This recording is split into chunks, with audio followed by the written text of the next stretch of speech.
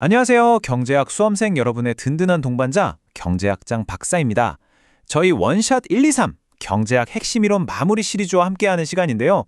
잠들기 전이나 또 버스나 지하철에서 이동하면서 편하게 들으시면 정말 좋을 거예요. 오늘은 경제학의 가장 큰 산맥이죠. 고전학파와 케인즈 학파, 이 둘의 차이를 확실하게 한번 정리해 보겠습니다. 이 두 학파는요, 경제를 보는 관점부터 시작해서 정부는 뭘 해야 하는지까지 거의 모든 면에서 부딪힙니다. 진짜 세계의 라이벌전이라고 할 수 있죠. 지금부터 딱 5분, 이 흥미진진한 대결을 라운드별로 한번 제대로 파헤쳐 보겠습니다. 자, 준비되셨나요? 자, 1라운드 공이 울렸습니다. 첫 번째 대결의 장은 바로 상품 시장입니다. 쉽게 말해서 우리 경제에서 생산된 물건들이 어떻게 거래되고 또 시장의 균형은 대체 무엇이 맞추느냐? 바로 이 문제에 대한 싸움이죠. 여기서부터 두 학파의 생각이 완전히 다른 길로 갈라지기 시작합니다. 고전학파는 아주 간단 명료합니다. 핵심은 바로 이자율이다. 이렇게 보는 거죠. 돈의 가격인 이자율이 알아서 모든 걸 해결해 준다고 믿었어요. 그런데 케인즈가 여기에 강력한 카운터펀치를 날립니다. 아니 무슨 소리? 진짜 중요한 건 사람들이 주머니에 얼마를 버느냐? 바로 소득 그 자체야. 라고 말이죠. 이 관점의 차이가 나중에 경제정책의 모든 걸 바꿔놓게 됩니다. 고전학파의 논리를 조금 더 들여다볼까요? 저축 S랑 투자 I가 시소의 양쪽 끝에 앉아있다고 한번 상상해 보세요. 이 시소의 균형을 딱 잡아주는 중심축이 뭐냐? 바로 이자율 R이라는 겁니다. 사람들이 저축을 너무 많이 해요. 그럼 어떻게 될까요? 은행에 돈이 넘쳐나니까 이자율이 스르륵 내려가겠죠? 그럼 기업들은 이자 싸네? 하면서 투자를 늘리게 됩니다. 반대 상황도 마찬가지고요. 결국 시장은 누가 시키지 않아도 스스로 완벽한 균형을 찾아간다는 거예요. 그 유명한 보이지 않는 손의 마법이죠. 그런데 케인즈는 여기에 아주 근본적인 질문을 던집니다. 자, 이 수식을 한번 보세요. 변수가 확 바뀌었죠? 이자율 R이 사라지고 소득 Y가 그 자리를 차지했습니다. 이게 정말 현실적인 지적인 게 여러분 한번 생각해 보세요. 우리가 은행 이자 좀 높다고 밥 굶어가면서까지 저축하진 않잖아요? 그렇죠? 일단 월급이 들어와야, 즉 소득이 있어야 저축도 하고 투자도 하는 겁니다. 소득 자체가 바닥인데 이자율이 높고 낮은 게 무슨 의미가 있겠어요? 경제가 한번 나빠지면 스스로 회복하지 못하고 깊은 수렁에 빠질 수 있다는 게 바로 케인즈의 생각이었던 거죠. 자, 이제 2라운드입니다. 이번엔 노동시장이 링 위로 올라왔습니다. 이건 우리 모두의 삶과 아주 직접적으로 연결된 문제죠. 대체 사람들은 왜 일자리를 잃는가? 실업은 왜 발생하는가? 이 질문에 대해서 두 학파의 대답은 정말 180도 다릅니다.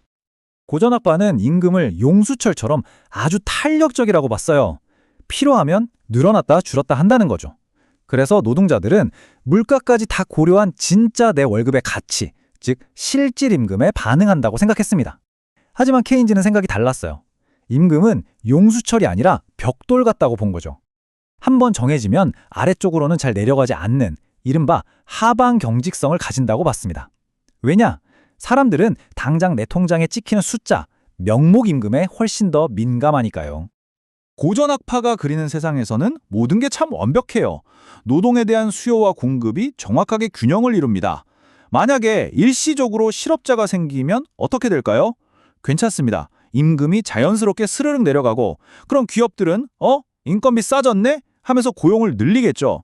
이 실질 임금이라는 보이지 않는 손이 알아서 다 조절해주기 때문에 이론적으로 실업이란 건 존재할 수가 없는 아주 이상적인 상태가 계속 유지된다는 겁니다. 하지만 케인즈가 본 현실은 달랐습니다. 이 수식을 보세요. 노동 공급이 명목 임금에 묶여 있는 게 보이시죠? 이게 바로 그 유명한 임금의 하방 경직성을 딱 보여주는 겁니다. 경기가 아무리 나빠져도 노조와의 약속이나 최저임금 제도 때문에 월급을 깎는 건 사실상 불가능에 가깝잖아요. 그럼 결과는 어떻게 될까요? 기업 입장에서는 고용을 줄일 수밖에 없는 거죠. 이게 바로 일할 능력도 있고 의지도 있는데 일자리를 잃게 되는 비자발적 실업이 왜 발생하는지를 아주 명쾌하게 설명해주는 지점입니다. 자, 드디어 마지막 파이널 라운드입니다. 이 모든 이론 싸움의 최종 목적지가 바로 여기죠. 그래서 정부는 도대체 뭘 해야 하는가? 시장이 개입을 해야 하는가? 아니면 그냥 내버려 둬야 하는가? 두 학파의 철학이 정면으로 충돌하는 지점입니다. 이제 흐름이 명확하게 보이시죠? 고전학파는 시장에 보이지 않는 선을 절대적으로 신뢰하기 때문에 정부는 그냥 가만히 있는 게 도와주는 거다. 즉, 작은 정부를 선호합니다. 반면에 케인즈학파는 시장이 한번 고장나면 스스로 빠져나오지 못한다고 보기 때문에 정부라는 보이는 손이 직접 나서서 경제를 구출해야 한다. 즉, 큰 정부가 필요하다고 주장하는 겁니다. 자, 경기 종료, 최종 판정, 핵심 요약 들어갑니다.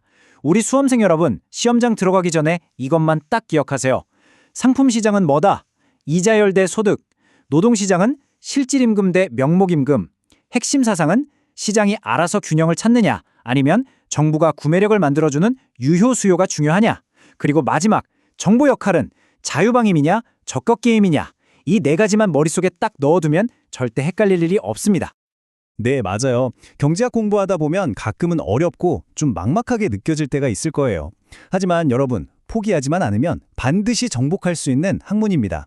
저는 여러분 안에 있는 그 가능성을 굳게 믿고 있어요. 정말입니다. 힘내세요. 그리고 혼자 공부하다가 너무 답답하고 막힐 때는요. 제발 혼자 끙끙 앓지 마세요. 저희 네이버 카페 짱박사 경제학 스터디로 오시면 됩니다. 정말 유능하고 친절하신 조교님들, 그리고 저 또 수많은 수험생 동료들이 여러분의 질문을 기다리고 있으니까요. 언제든지 편하게 찾아와서 물어보세요. 오늘 설명은 여기까지입니다. 함께 공부해 주셔서 정말 감사해요. 다음 시간에는 또 어떤 까다로운 이론을 같이 한번 정복해 볼까요? 여러분의 합격을 진심으로 응원하면서 저는 더 명쾌하고 재미있는 설명으로 돌아오겠습니다.